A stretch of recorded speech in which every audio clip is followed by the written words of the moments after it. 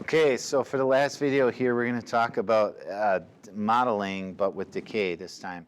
Now, the big thing to remember about this is, you know how before when we had a to the t was times our initial amount times 1 plus r, right? Raised to the t power. So that's for growth, right? And so basically, all you got to know for decay is for decay, it's a to the t is a times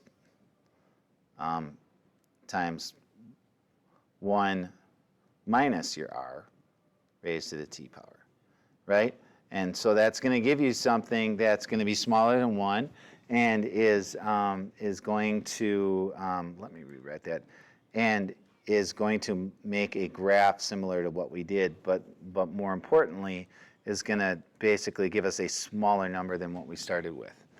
All right? So some really interesting problems with exponential decay, right? You can talk up, exponential decay can be used to model like effectiveness of like medication in patients and things like that. In this case, we're talking about caffeine and how it kind of dissipates over time. And it doesn't dissipate in a linear fashion. It dissipates in an exponential fashion.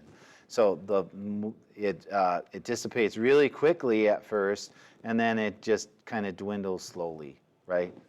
So it says here, draw a graph. It says a cup of black tea contains about 68 milligrams of caffeine. Draw a graph to represent the amount of caffeine remaining in the body of an average teen after drinking a cup of black tea. Estimate the amount of caffeine in the body 2 hours after drinking a cup of black tea. So we are not going to draw the graph. Instead, we are going to do the problem with this. So we're going to estimate the amount of caffeine in the body 2 hours. All right. So here's what we're going to do. We're going to figure out our equation first of all. So we got a to the t. My initial amount, right? My a is going to be 68. So we're starting with 68 milligrams of caffeine. Your initial amount is always going to be the same unit that you want to wind up with. So if it's saying amount of caffeine, right? Well, amount of caffeine is milligrams, right? So you look for the one that's milligrams, and if you do that, that will always tell you kind of what your A is. And then it's going to be 1 minus, right? And it's saying, you know, represent the amount of caffeine, right, that's going to dissipate, right?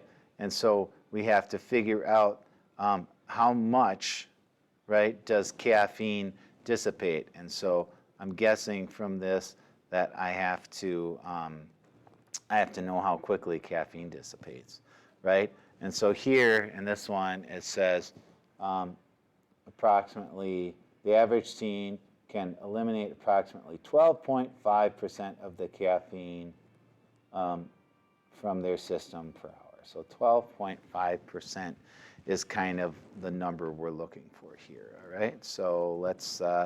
So we're 12.5 would be 0.125, and then we are looking at that 2 hours later, right? So we have 68 times, and this is going to be 0.875, I believe, if I did my math right, and we are raising this to the second power.